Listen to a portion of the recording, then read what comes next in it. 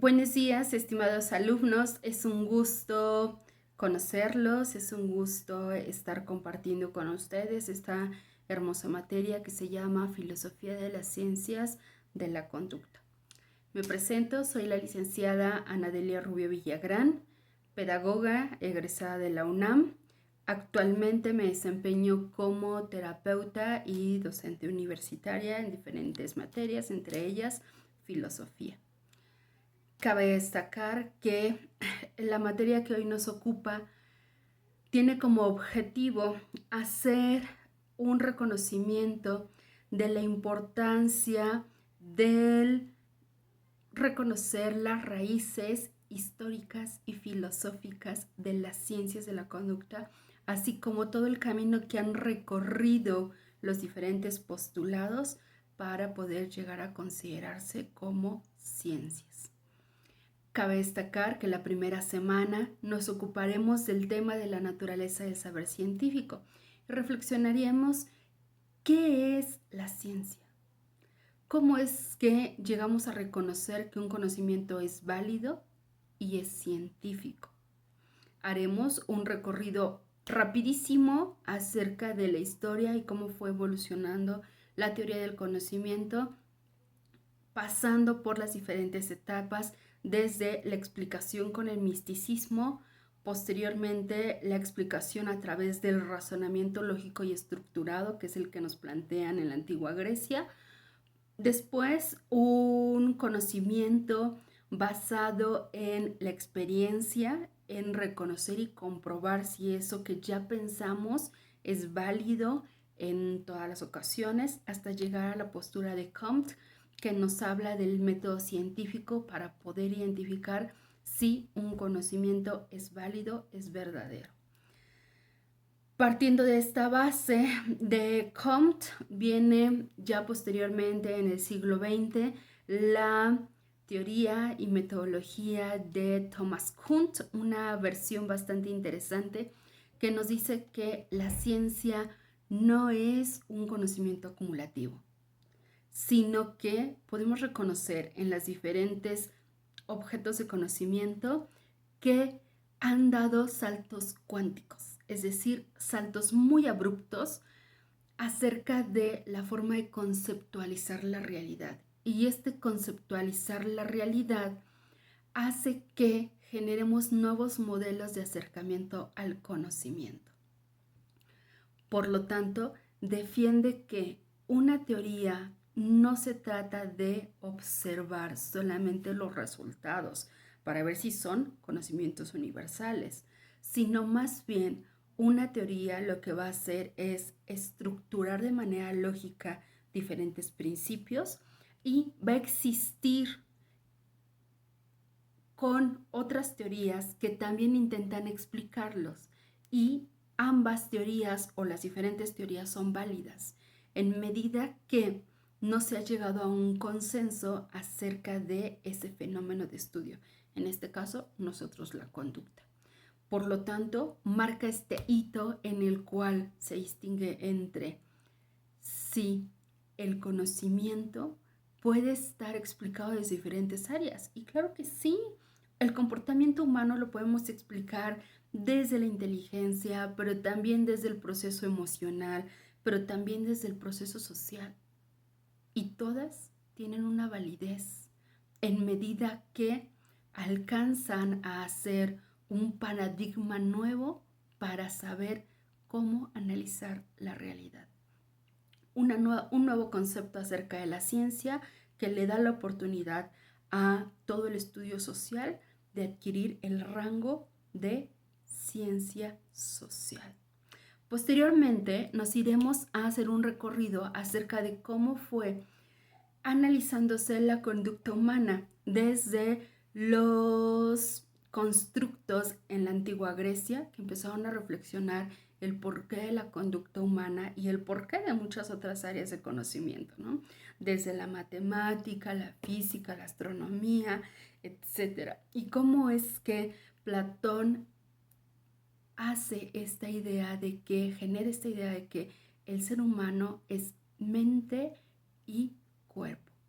ambos son importantes para comprender al ser humano.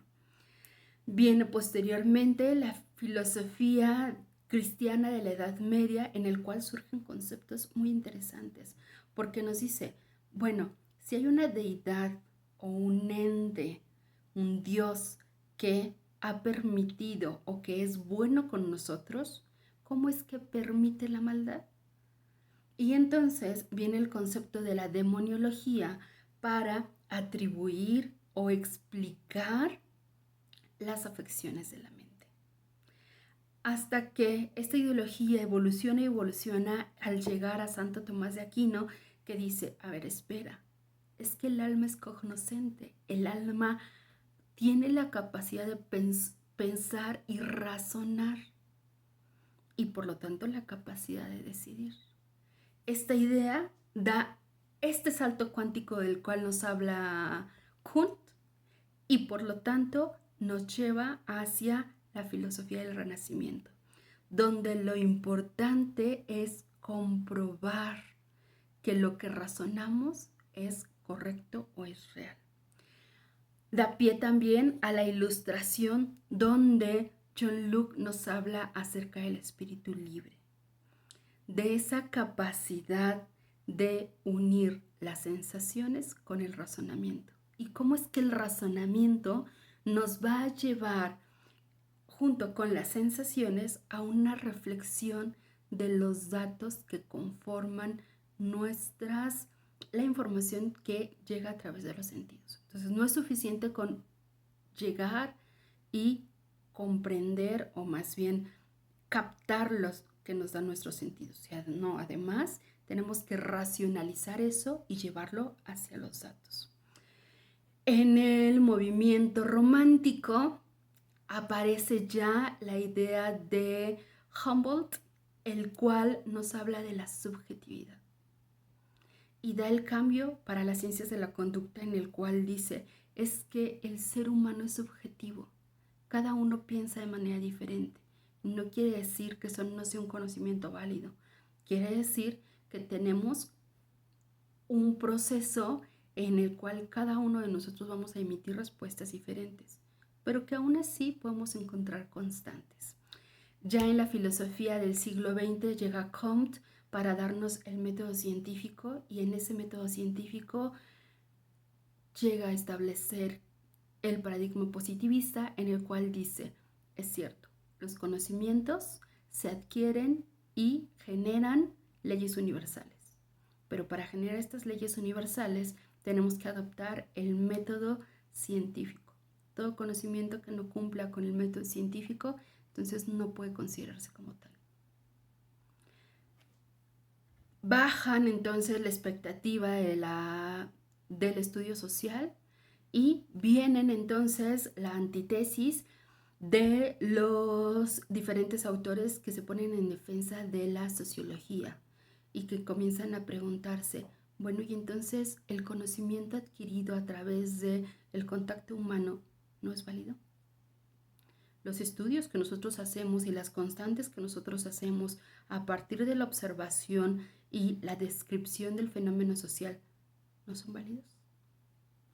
Bien, entonces, las ideas de Husserl, de Kierkegaard, en el cual nos habla de las intuiciones. ¿Cómo es que las intuiciones también son válidas? Y cómo es que efectivamente tenemos que llegar a identificar las intuiciones de los sentidos y las intuiciones de las esencias, de los conceptos. Ya por último, en el capítulo 8 vamos a ver cómo está actualmente la ciencia. Y bueno, cómo es que las ciencias de la conducta en este momento toman el paradigma sistémico, en el cual nos dice el ser humano es una totalidad. Esta totalidad tiene que verse con sus diferentes interrelaciones. No es válido solo analizar al sujeto. Tenemos que analizar todo lo que está a su alrededor y verlo como un ente en el cual es indivisible y que confluye en muchísimos aspectos: el emocional, el cognitivo, el social, cultural, histórico, todos. los elementos, llegar a la interdisciplinariedad y multidisciplinariedad para comprender la conducta humana. En cuanto a nuestra organización del curso, recuerden por favor leer a la perfección la carta descriptiva, pues ahí nos dicen los contenidos que vamos a ver cada semana y las actividades de aprendizaje y nuestras actividades de evaluación. Vienen descritos los porcentajes y las fechas exactas en las cuales debemos de cumplir con nuestros trabajos. Revisen la sección de rúbricas porque en las rúbricas nos dice qué puntaje se le va a dar a cada característica de nuestros trabajos. Estoy con ustedes a través de la sección de mensajería. Coméntenme todas sus dudas, por favor, y no se queden con ninguna pregunta. Háganmela saber, porque de ello va a depender nuestro aprendizaje significativo. Muchísimas gracias y nuevamente bienvenidos. Hasta luego.